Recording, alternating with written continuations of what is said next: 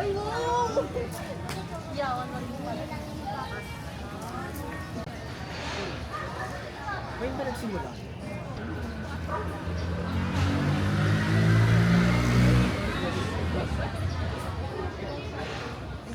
February of 1945. We only have two events. One tour to close the Battle of Manila, which is in Ermita, next week, Saturday, di ba? Saturday. Architecture of old Europe. Go outside, you can experience the modern business brought by the Americans. Cross the river, the traditional commerce by the Chinese, while you're still living in a tropical island setting. And back then, if you're living in Manila, me personally, I don't know what's inside. But one thing is for sure, those people written in the time capsule witnessed the beautiful Manila. Those people who submitted those names witnessed the Manila that was destroyed by war. And for those people who will open the time capsule, it's our time to make sure that that war would never happen again. Let's pause for a while, and may they rest in peace as part of now the sacred ground of this city.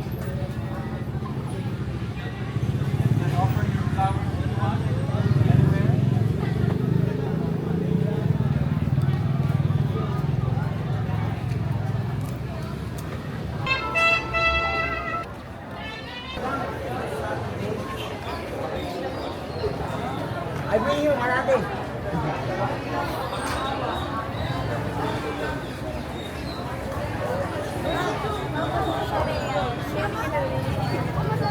Nabaliw na si ano.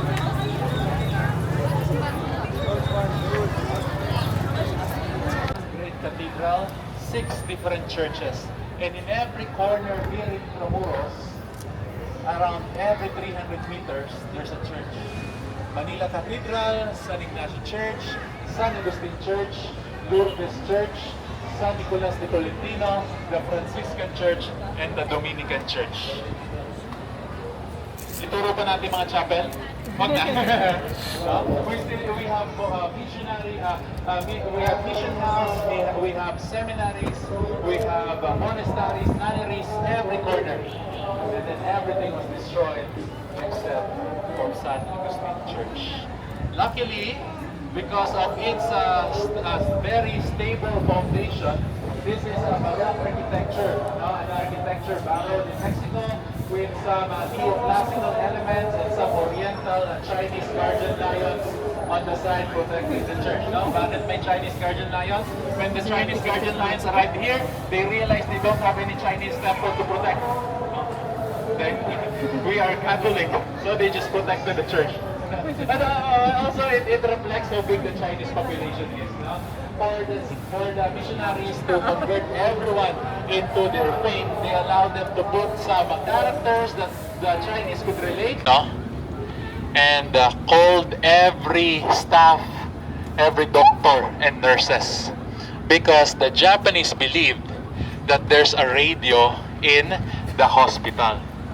They wonder why the shelling, why the artillery bombings was very accurate.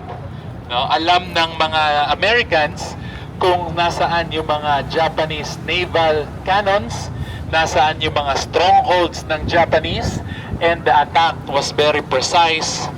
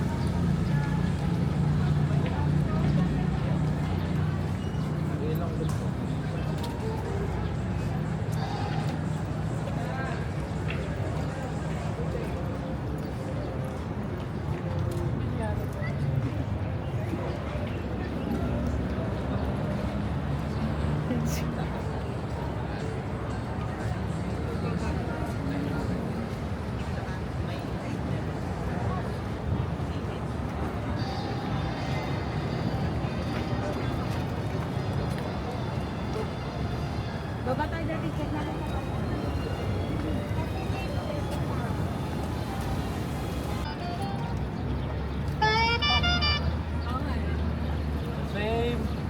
exact picture, no?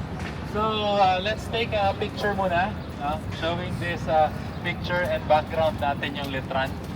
Come here muna, and then let's Naval Defense Force. So they concentrated the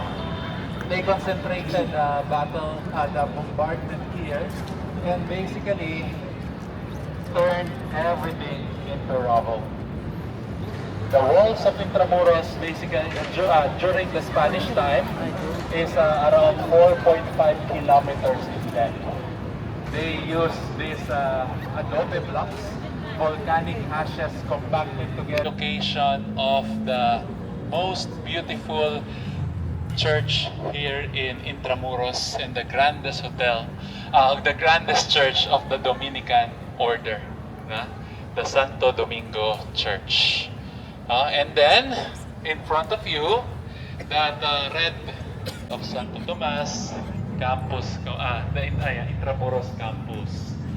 So, founded in 1611, and it was one of the oldest universities here in Asia.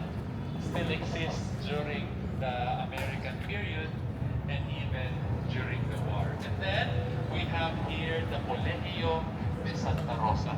It started as a nunnery, later evolved into with its charitable work, and provided education to young women and young kids. Colegio de Santa Rosa. They are ruins. They are very helpful because this provided fire breaks. When the Japanese burned everything in Intramuros, the people run in Santa Rosa College because this is the fire break and they are safe. This is their sanctuary. Created makeshift tents made out of hierro, different that was forced to evacuate here in Colegio de Santa Rosa because Manila Cathedral was also burned and destroyed. So there's a lot of people over here. Currently, the Colegio de Santa Rosa na lang yung natitira in this area. And the Ayuntamiento de Manila, or the City Council's office, and later on it was used in many events, in Cabildo, but mostly government offices. Now it is owned by the Bureau of Treasury. Destroyed in 1945, and it was just reconstructed 2013. And then we have the Palacio del Gobernador, the palace of the Governor General. Now, originally, the Governor General is residing at Fort Santiago, later on transferred here in Palacio del Gobernador until it was destroyed by a huge earthquake. 1863. And during that time, Intramuros is already very old and very crowded. So instead of rebuilding the old palace, they looked for a different palace, purchased a rest house of a rich resident of San Miguel, and it was the Palacio del Malacan.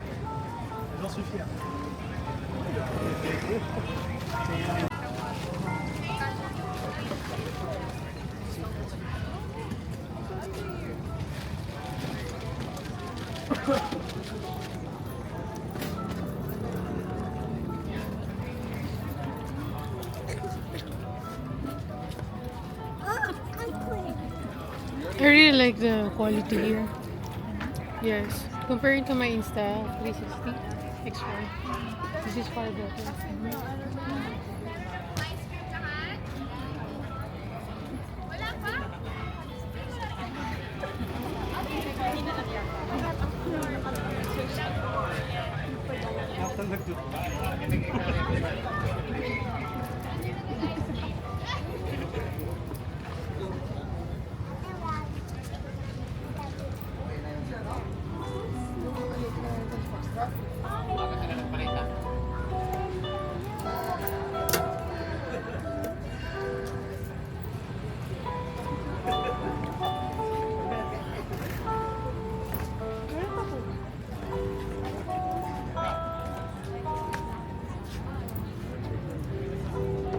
Magagamit yan sana sa events.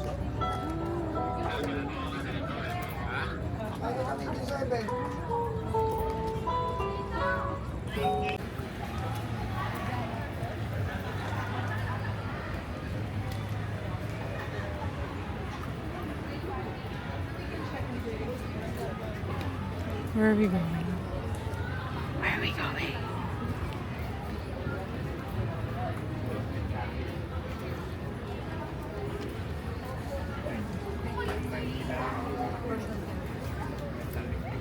I didn't know you can go there, no? Upstairs? Maybe. Yeah, there are people upstairs.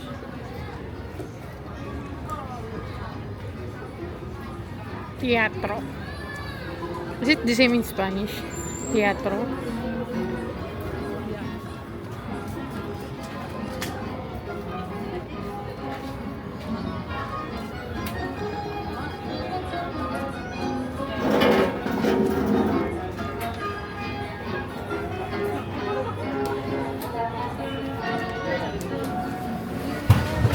Yes, finally.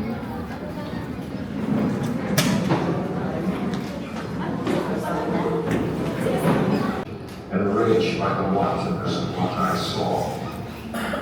The sky was a copper-burnished dome of thick clouds. So great was the glare of the dying city that the streets, even darker, were light, as if a reflection of a reddish moon. Great sheets of flame swept across the rooftops, sometimes spanning several blocks in their. Baby, look at the blue. It looks scary inside, no?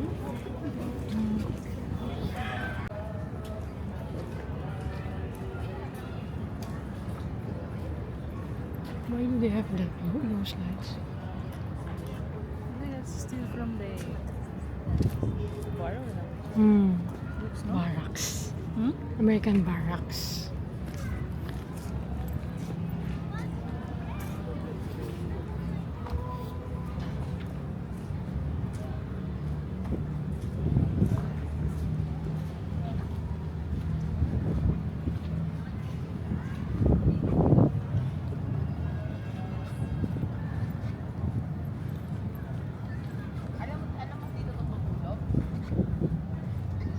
Sinabi niya sa'yo hindi daw tutulog?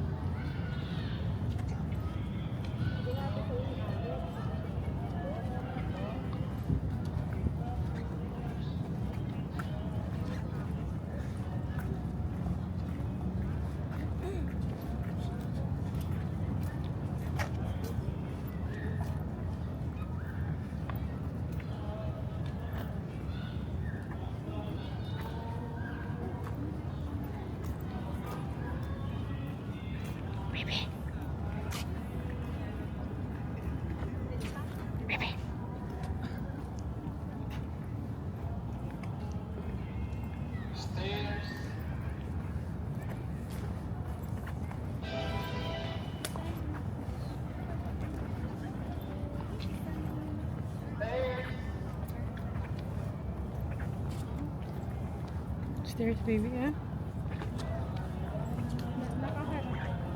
There, I think.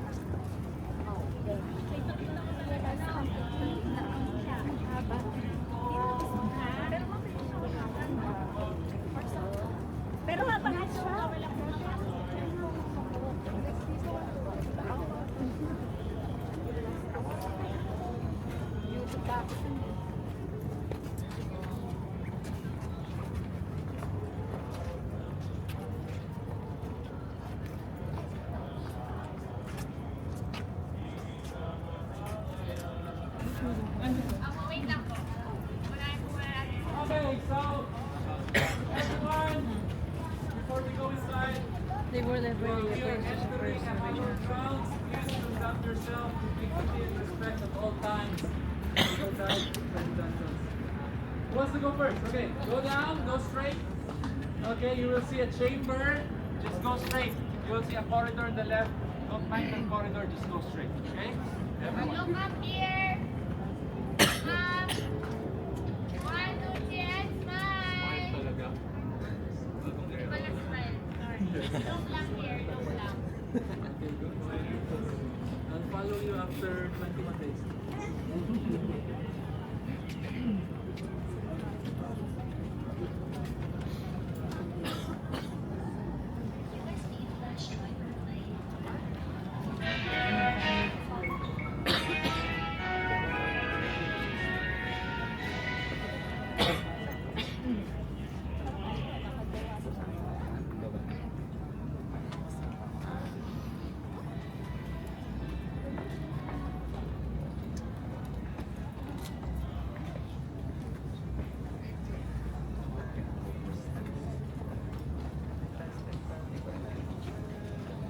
You want to go first?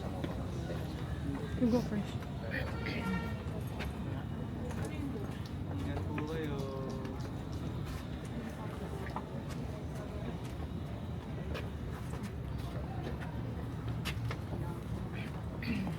Watch your head.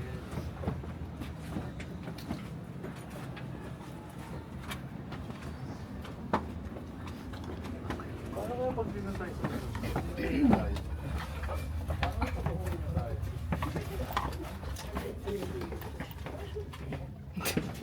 Fuck, I got scared. I got shocked with them.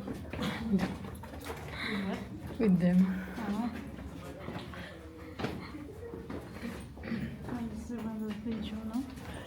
Ay, ay, ay. It's one of the...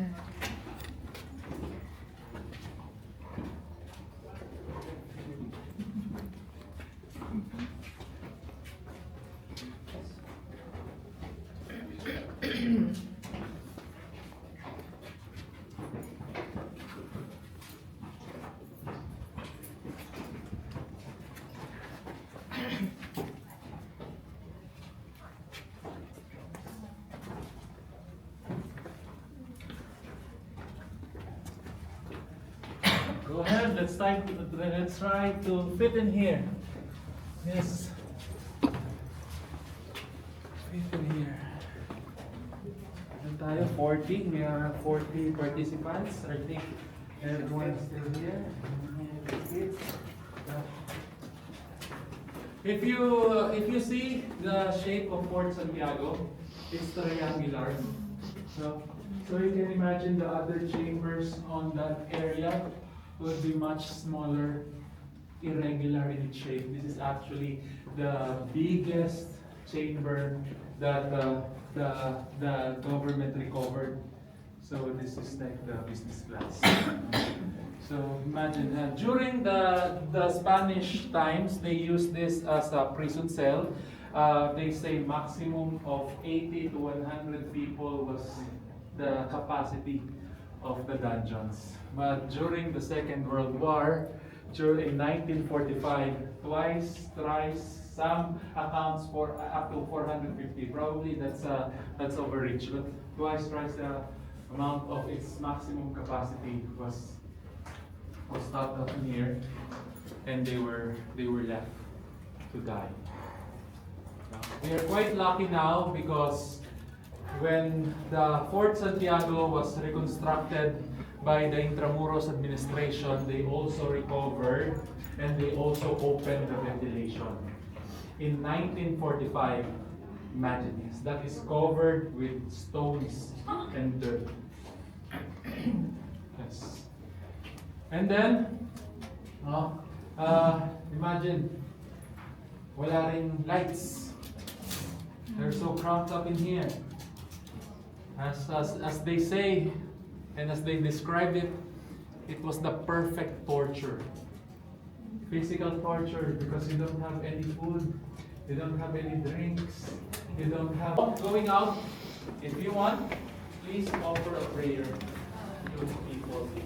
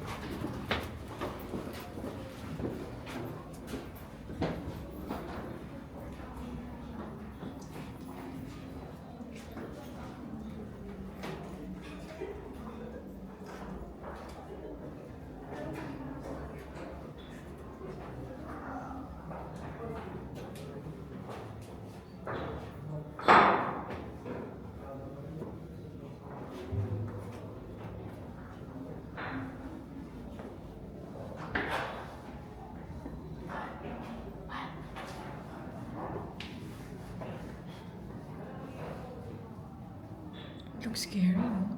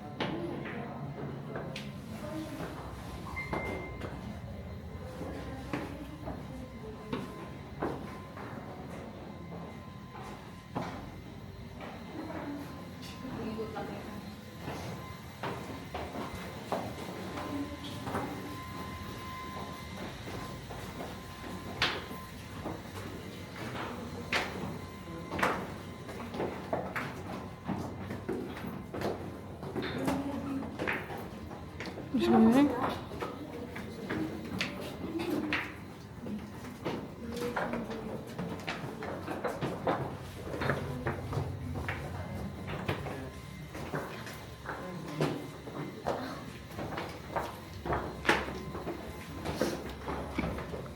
It's slippery.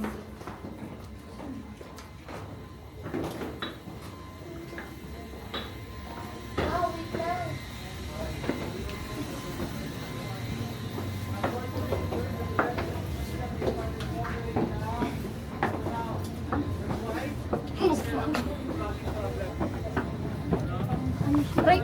This is my favorite spot because in this Ouch. area, Fuck. Yeah, I hit my head. of course, that's more than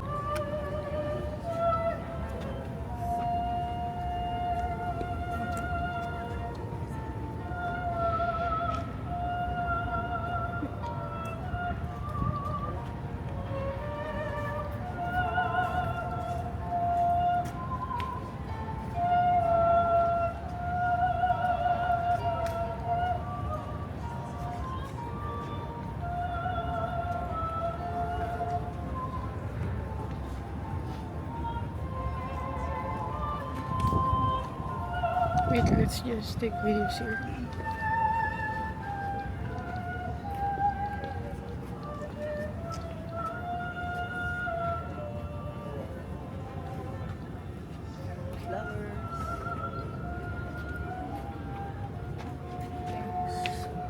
You want one? Yes. You have one more. Thank you. Thank you. Thank you po. Okay na.